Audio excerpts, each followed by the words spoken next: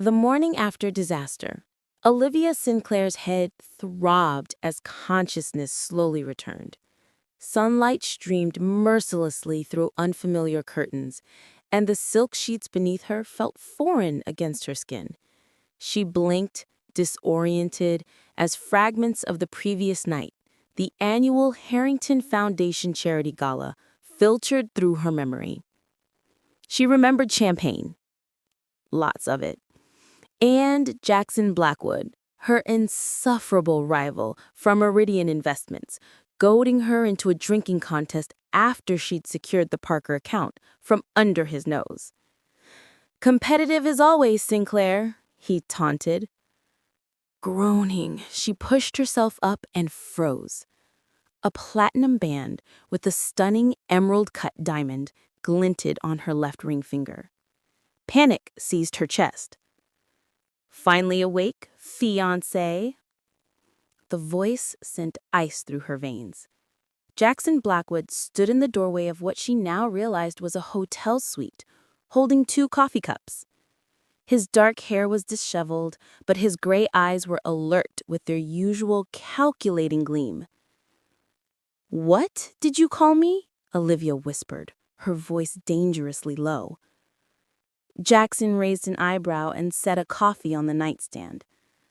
"Don't remember our romantic elopement at the Little Chapel of Forever, the one witnessed by half the financial district's elite?"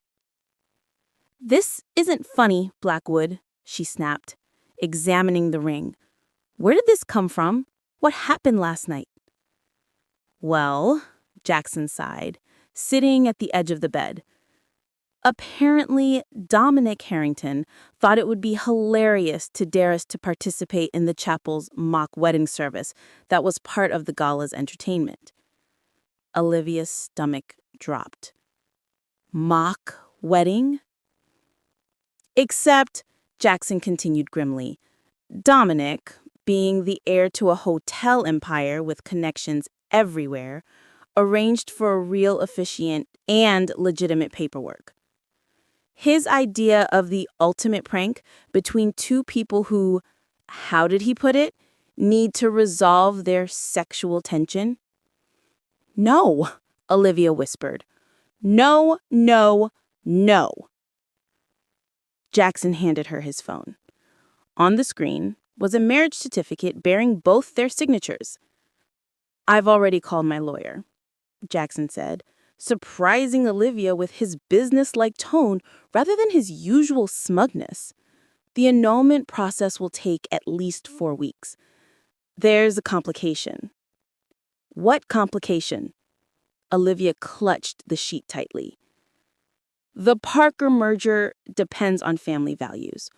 Old man Parker specifically mentioned admiring our commitment when he saw us last night. If he discovers this was a drunken mistake..." Realization dawned on Olivia's face.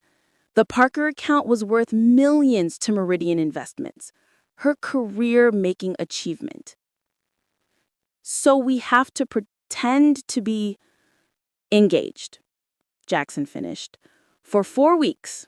Then we quietly annul, citing irreconcilable differences after the merger closes." Olivia's phone buzzed. A text from her boss. "Congratulations on the engagement. Parker is thrilled. Company dinner tonight to celebrate, bringing both teams together." Olivia closed her eyes. 4 weeks, pretending to be in love with Jackson Blackwood, the man who'd sabotage her Westfield presentation, who competed for every client, who made snide comments about her alma mater. "We need brown rules," Olivia said finally. "Agreed," Jackson nodded. "Rule 1, this ends the moment it's legally possible. Rule 2, minimal public displays of affection, just enough to be convincing. Rule 3, we don't discuss this arrangement at work. Rule 4, separate bedrooms when not in public." They stared at each other, adversaries forced into an unthinkable alliance. Olivia reluctantly extended her hand. Deal. Jackson took it. His touch lingered a moment longer than necessary. Deal. Neither acknowledged the strange electricity that passed between them as they shook on their temporary engagement, or the fact that, underneath the horror of their situation, there lurked a bewildering curiosity about what these next 4 weeks might reveal. Public relations nightmare. You're engaged to whom? Olivia's younger sister Penelope shrieked through the phone, causing Olivia to pull it away from her ear. Jackson Blackwood? The soulless corporate shark you've complained about for 3 years? It's complicated, Olivia replied, adjusting her emerald engagement ring as she paced her apartment. We've been keeping it quiet. Quiet? You've told me multiple times you wanted to push him into the harbor. Olivia winced, catching her reflection in the mirror. She looked exhausted after spending the entire day fielding congratulatory messages from colleagues and crafting a believable backstory with Jackson. People change, she offered weakly. Look, I need a favor. Mom and Dad are insisting on a family dinner this weekend. I need you to help me convince them this is real. After extracting a reluctant promise from Penelope, Olivia collapsed on her sofa, only to be interrupted by her doorbell. Jackson stood there, impeccably dressed, in a charcoal suit, looking irritatingly composed. Ready for our company dinner, darling? His emphasis on the endearment made her roll her eyes. Don't overdo it, she warned, grabbing her clutch. The company dinner was excruciating. Their boss, Theodore Hammond, kept raising toasts to Meridian's power couple, while colleagues who'd witnessed their legendary arguments exchanged bewildered glances. Tell us how it happened, urged Vanessa from marketing, eyes gleaming with curiosity. You two have always been so competitive. Jackson smoothly slid his arm around Olivia's shoulders. That's what makes us work, he said, his voice taking on a warmth Olivia had never heard before. Olivia challenges me like no one else. Behind all that rivalry was respect that grew into something more. Olivia blinked, surprised by how convincing he sounded. She felt compelled to match his performance. Jackson sees me, really sees me, not just the ambitious professional, but the person underneath. Something shifted in Jackson's expression, a flicker of genuine emotion that vanished so quickly Olivia wondered if she had imagined it. Later that week, they found themselves in an unexpected predicament when Harold Parker himself invited them to his estate for a weekend gathering. He wants to get to know the couple whose love story inspired him, Jackson reported grimly after the call. Apparently, we remind him of his late wife and himself, rivals at competing firms who fell in love. Fantastic, Olivia muttered, a whole weekend pretending. The Parker estate was magnificent, sprawling gardens, a private lake, and luxury that even Olivia, accustomed to wealth, found impressive.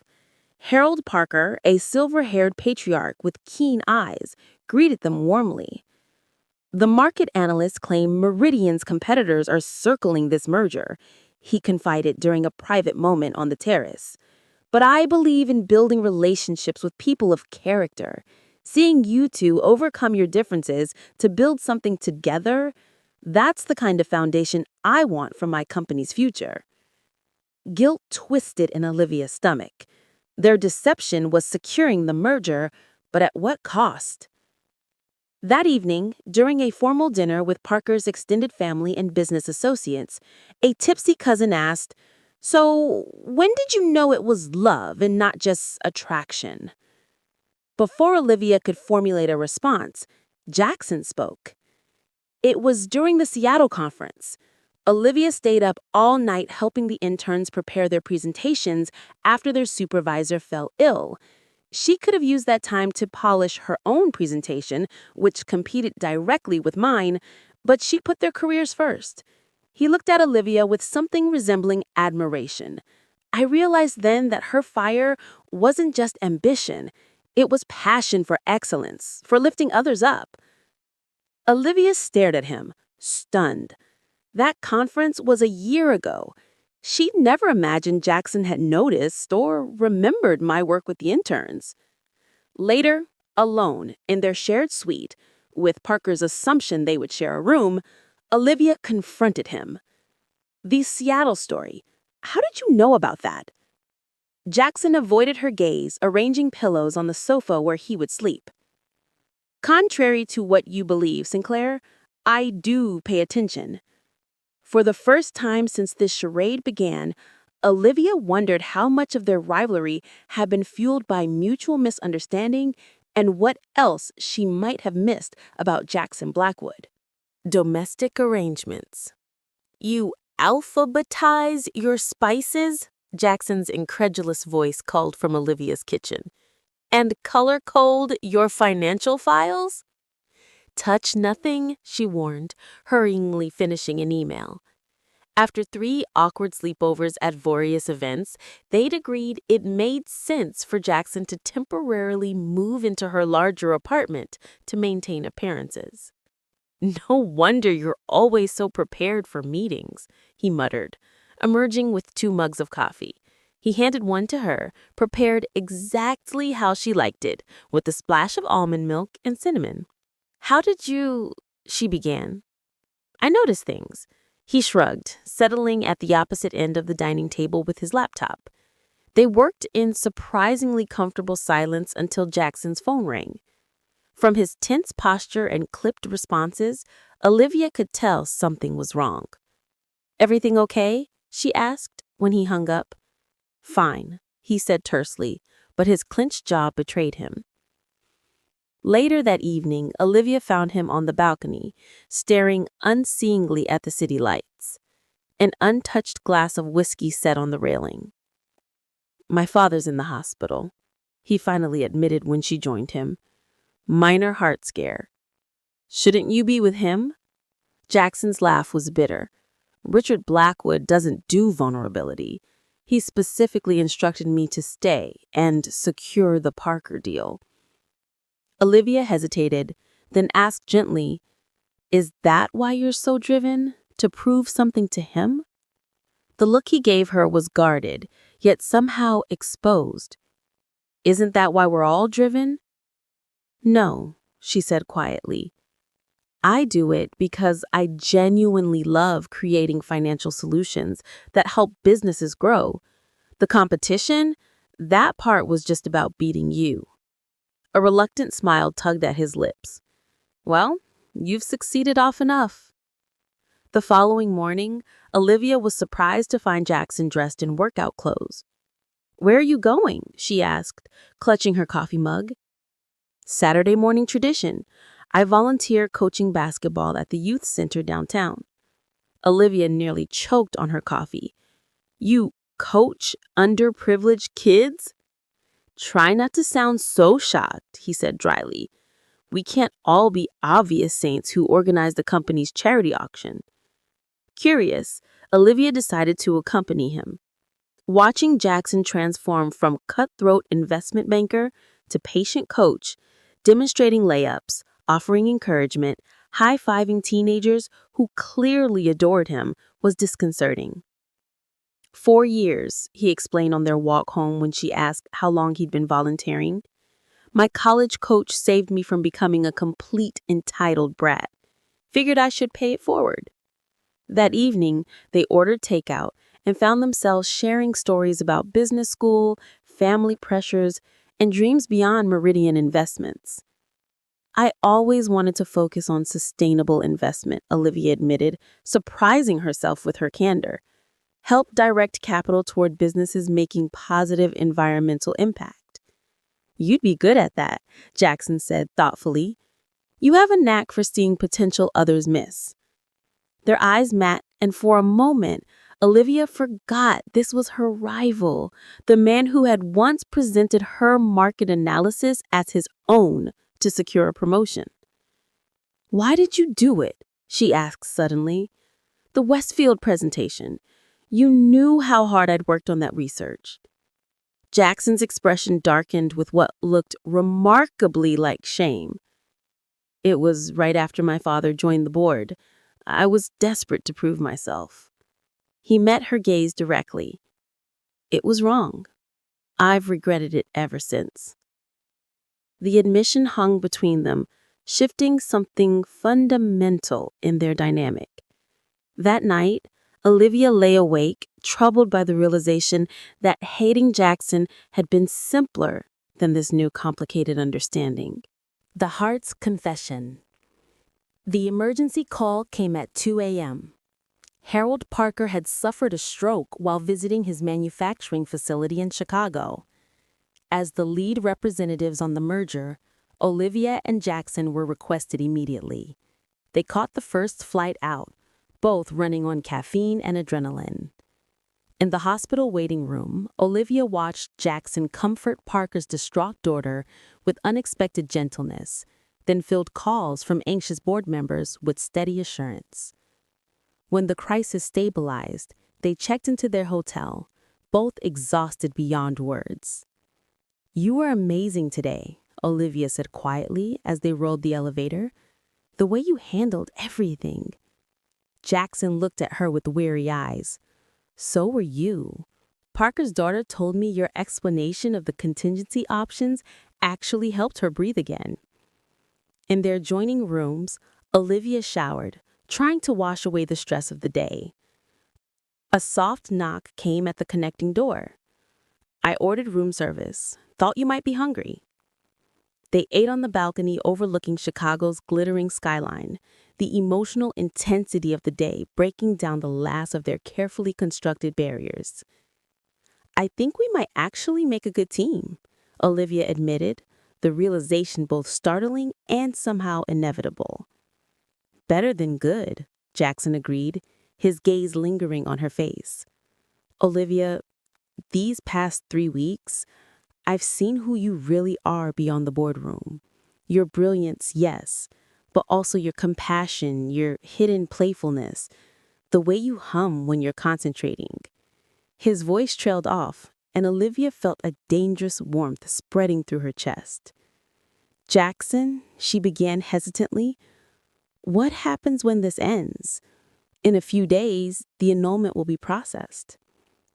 "Is that what you want?" he asked, his voice low and uncertain, so different from his usual confidence.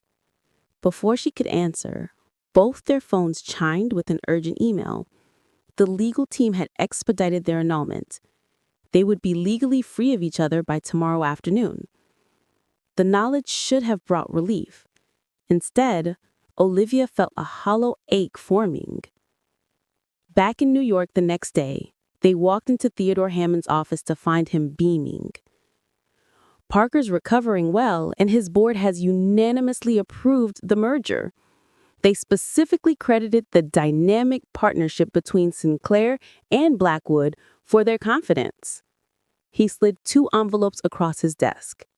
"And these are your well-deserved promotions to parallel director positions." Olivia and Jackson exchanged glances. Everything they'd both worked for was falling into place, just as their pretend relationship was set to end. Outside Hammond's office, an uncomfortable silence fell between them. "Congratulations," Jackson finally said, his professional mask back in place. "You've earned this." "So have you," Olivia replied, feeling strangely bereft. "I guess we should tell Hammond the truth after the paperwork is signed tomorrow." "Right," Jackson nodded stiffly.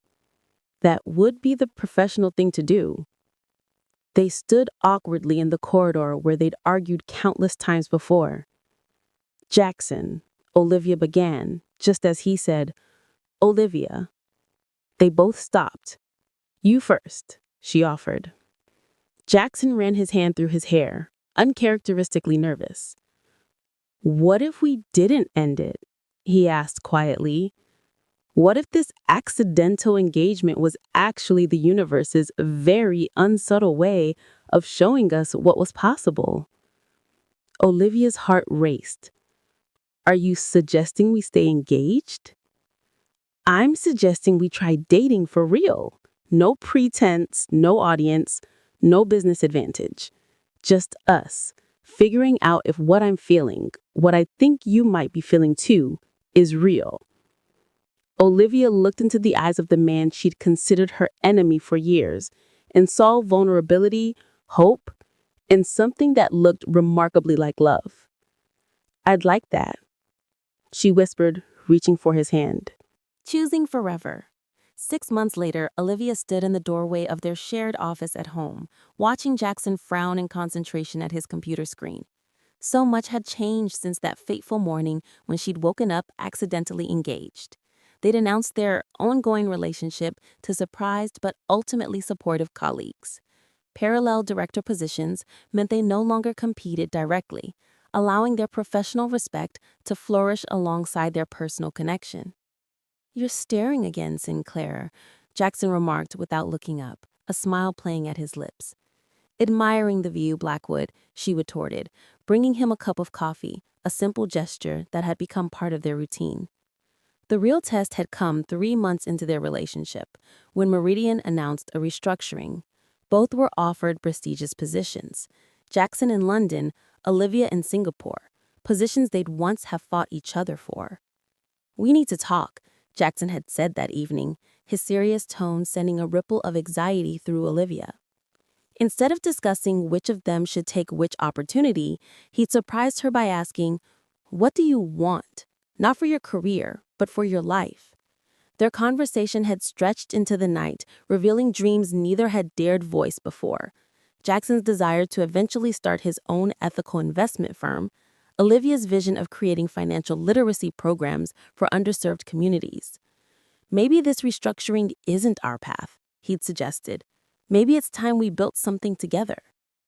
Now, months later, they were in the final stages of launching Sinclair Blackwood Partners, focusing on sustainable investments and community development. Harold Parker had become their first major investor after a miraculous recovery. "Dominic's here," Jackson announced, glancing at his phone. "Right on time." Dominic Harrington, whose prank had started everything, entered with his characteristic exuberance. "The power couple of finance," he exclaimed, hugging them both. "Still can't believe my little chapel stunt worked out so perfectly." "We've been meaning to ask you about that," Olivia said, exchanging glances with Jackson.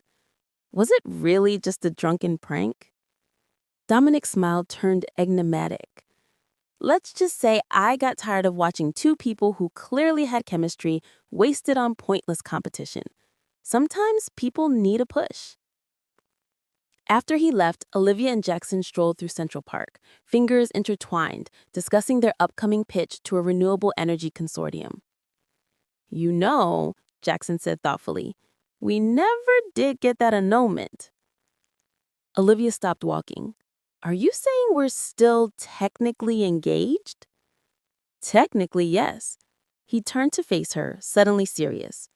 "But I'd rather make it real this time." From his pocket, he produced a small velvet box containing a sapphire ring. No alcohol, no dares, no business advantage. Just me asking the brilliant, frustrating, wonderful woman I love to marry me. For real this time. Tears blurred Olivia's vision as she looked at the man who transformed from nemesis to partner in every sense. From enemies to spouses. Quite a journey, she whispered. "Is that a yes?" Jackson asked, his confident facade slipping to reveal the vulnerability only she was privileged to see. "Yes," Olivia laughed, pulling him close. "But this time, let's remember every moment." Their kiss, witnessed only by autumn leaves and distant city skyline, sealed a promise that had begun in the most unexpected way, proved that sometimes life's greatest mistakes could lead to its most perfect outcomes. As they walked home, planning their future together, Olivia reflected on how thoroughly her perception had changed. The man she had once considered her worst enemy had become her strongest ally, her closest confidant, her most cherished love. Their competitive fire hadn't dimmed, it had transformed into passionate partnership, challenging each other to be better while supporting each other's dreams. "What are you thinking about?" Jackson asked, squeezing her hand.